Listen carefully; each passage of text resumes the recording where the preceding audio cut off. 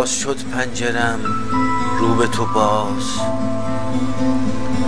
باز شد پنجرم رو به تو تو از آن کوچه ماتم زده خواهی آمد. آفتاب تن تو در تن من خواهد ریخت.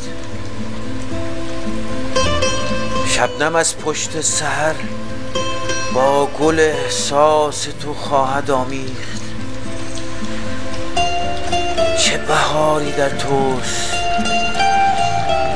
چه بهاری در توست که از آن شادی دل بر لب من می شکفد. راز شادابی جانت در چیست؟ راز شادابی جانت در چیست؟ من که دیوانه سرسبزی و صحرا و گلم میدانم. سبزتر از دل تو باقی نیست.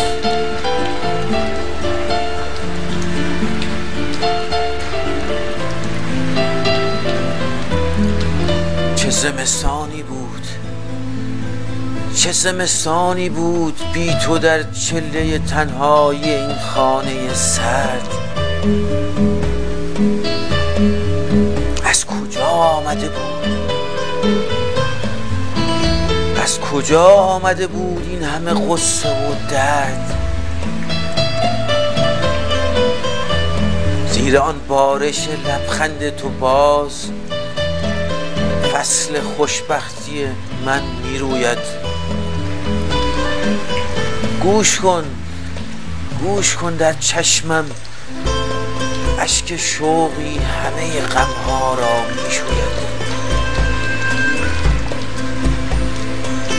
زیر این ابر سیاه شب من،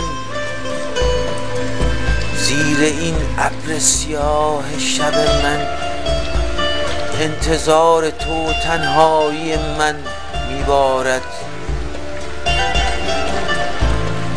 ساعت خسته دیواری من جان به لبم میارد.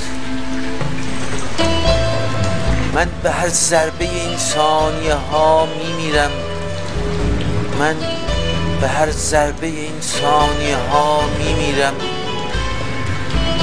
لحظه دیدن تو بارانی است، لحظه دیدن تو بارانی است. چتر احساس مرا